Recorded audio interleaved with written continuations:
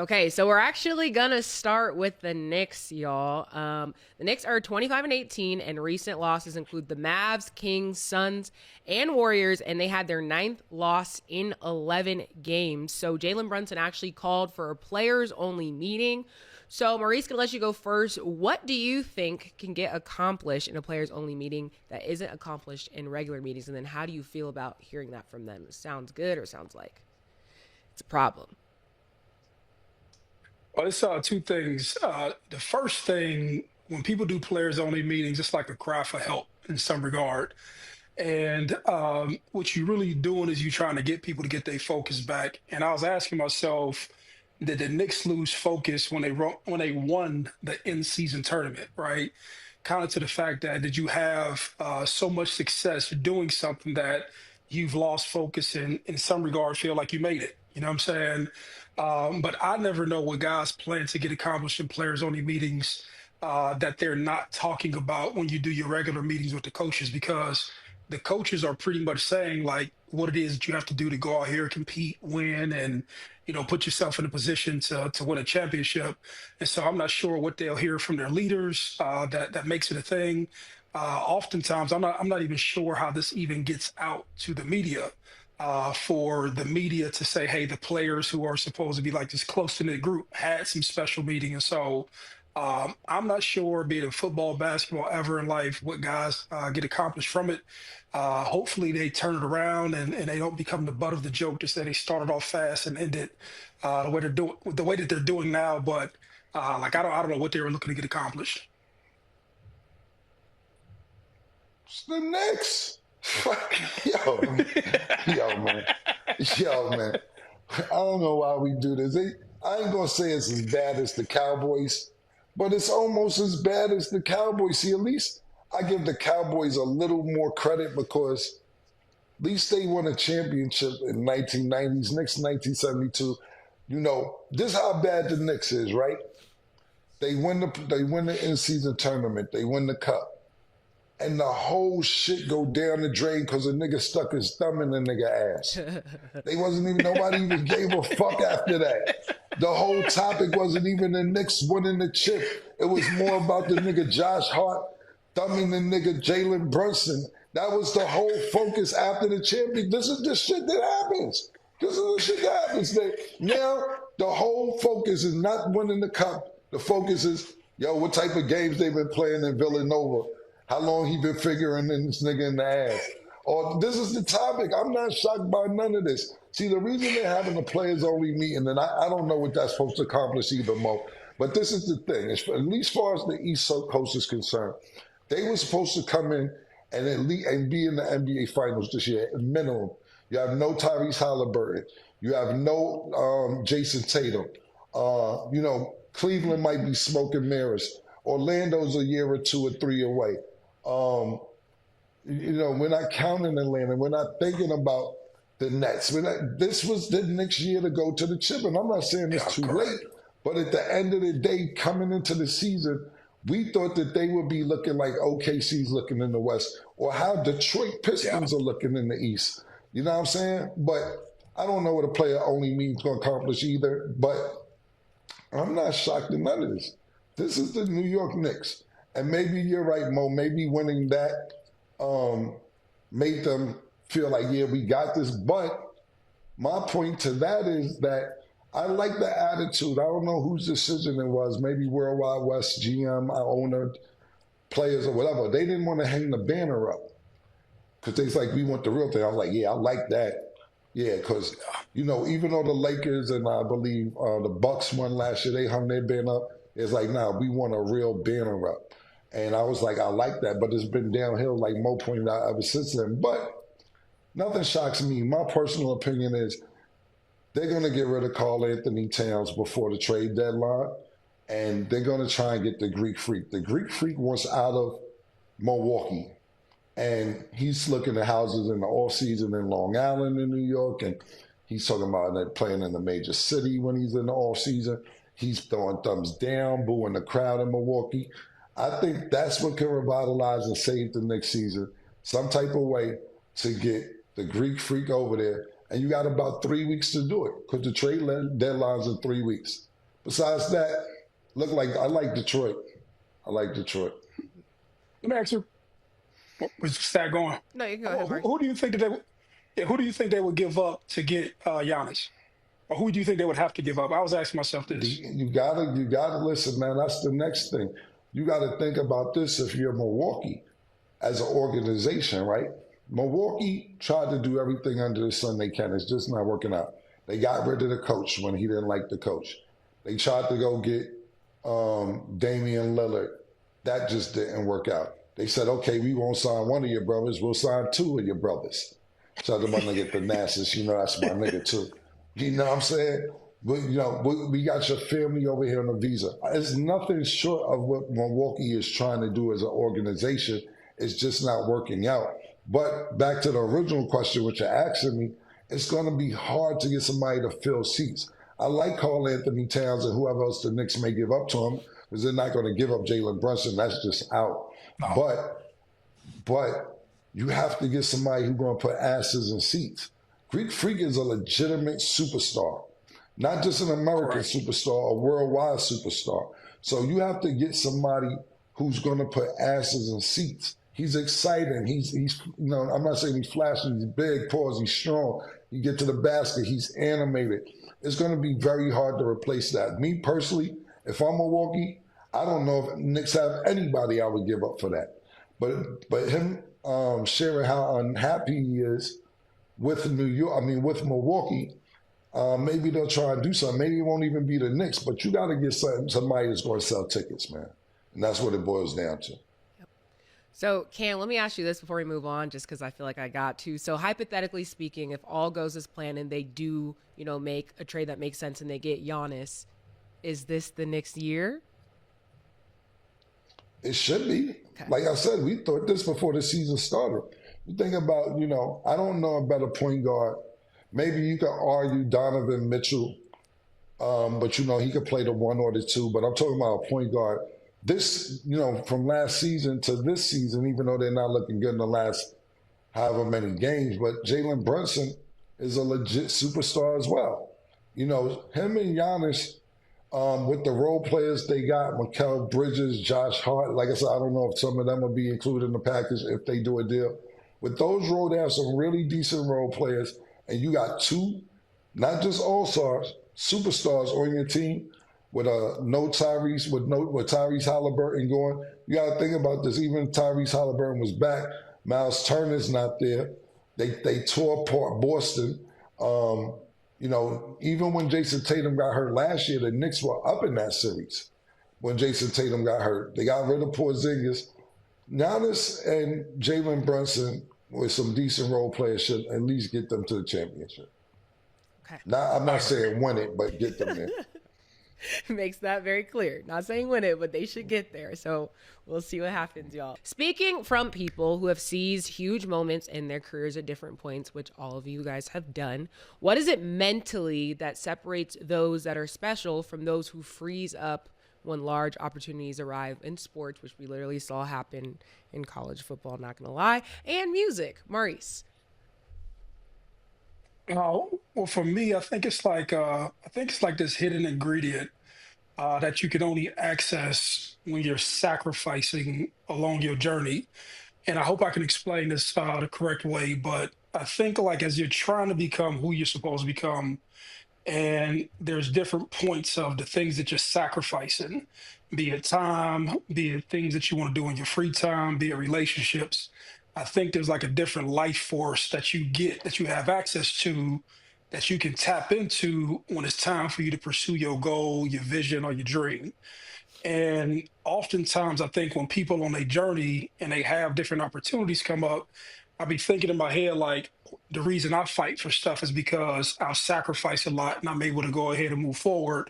And I can look at somebody who doesn't want it as bad as me. And I always think to myself, I wonder if other people who've accomplished a lot experience that, like they fought so hard, or the reason that people get called dogs, right? Or the reason that, one guy becomes a superstar with the same resources and another guy doesn't make it, is because of that. Just throughout the journey, the person who succeeded has put up with more or has managed I don't know. I don't want to say absorb, just absorb pain a little bit different. Pause than somebody else. And so that's just my thought on it. Like you get a different force or a different energy that you're able to tap into based on the sacrifices that you've endured to get to where you got to go, and that energy ultimately drives you. It makes sense in my brain, but I don't know.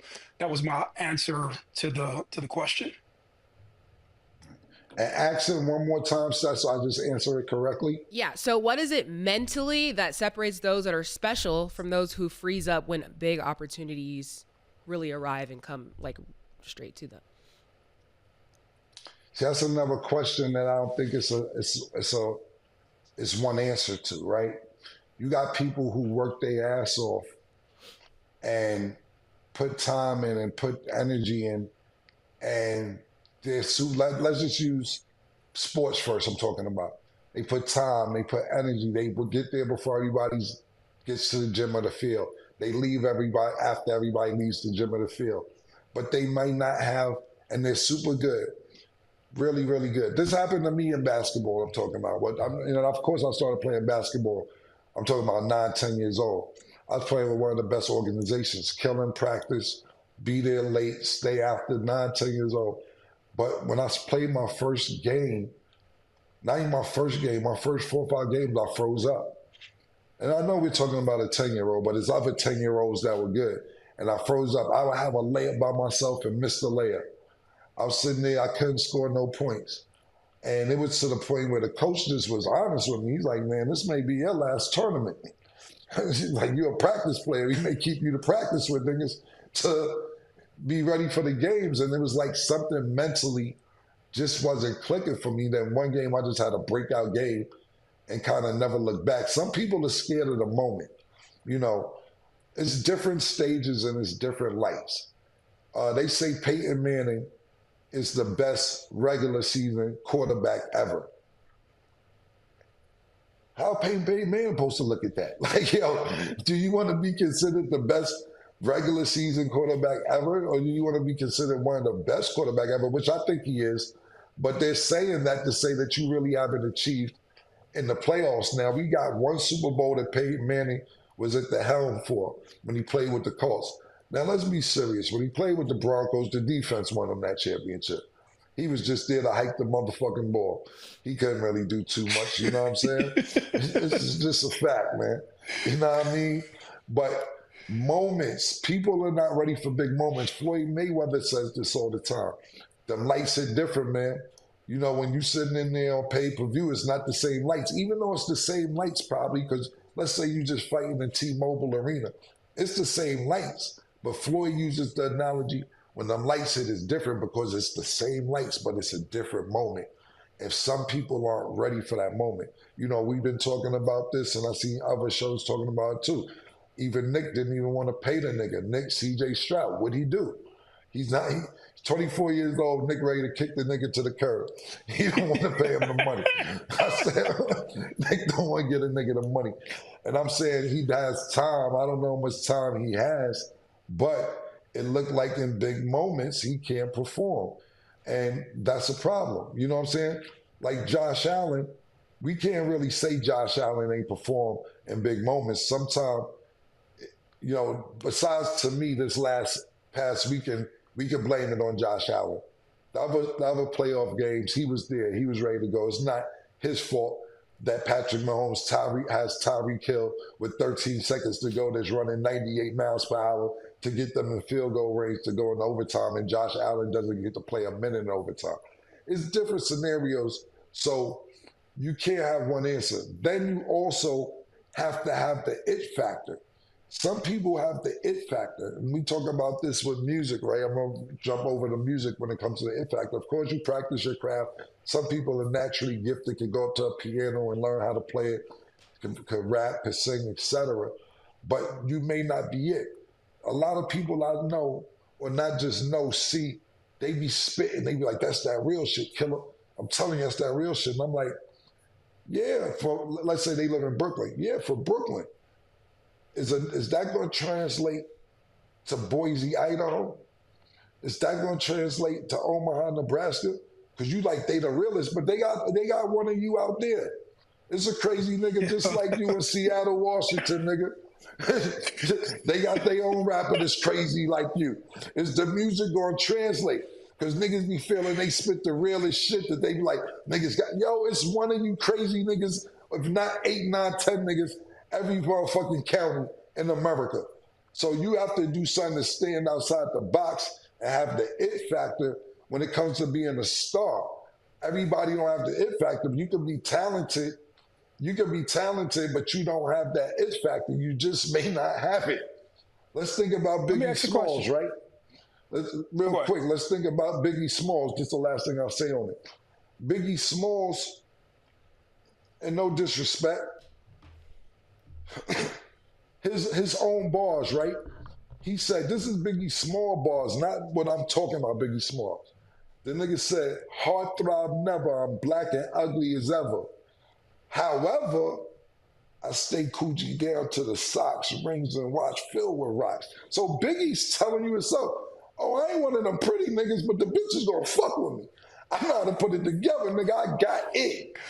You know what I'm saying? He said, I went from ashy to nasty to classy.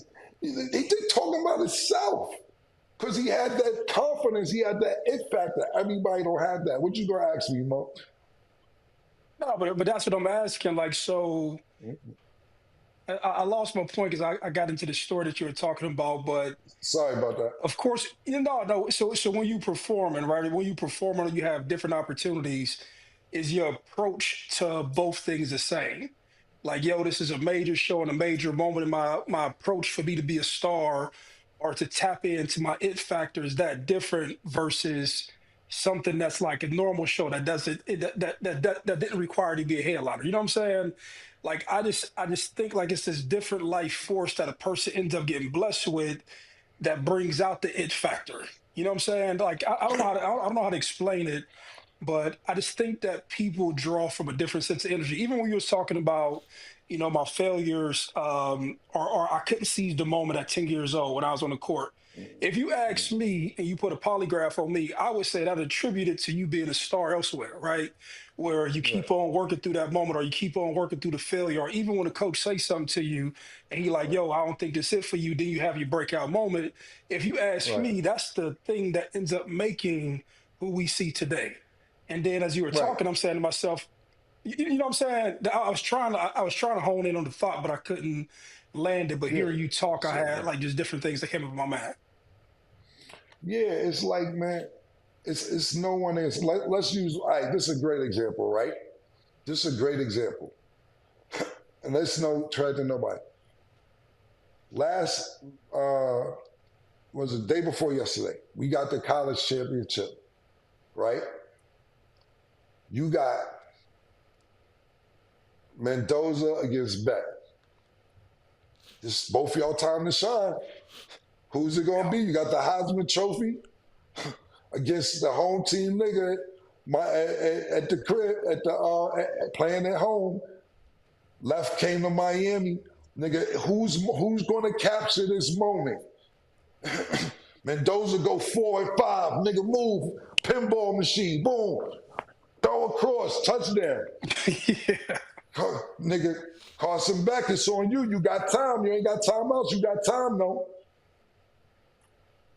Doesn't seize the moment. So that's what I'm talking about. Sometimes it's the draw of the luck, too. You know what I'm saying? Because now it looks like Mendoza, his story, you think about the storylines, his story and his legend becomes bigger than Carson Beck, the kid who left, came to Miami, this, that, and third. You got to think about Mendoza left. He's in Cali. They took a chance on him. He wanted to be a walk-on Miami. The story gets crazier. The more you win, you hear more stories. Oh, did you know? He's from the Miami area. He wanted to play for Miami. He's a 2-star recruit. They didn't even want him as a walk-on.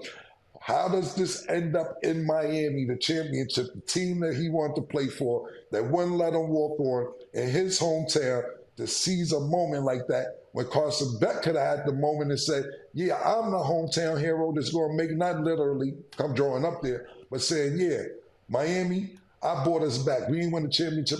It's capturing the moment. That's what I'm saying. Sometimes it's just the draw of the luck, too.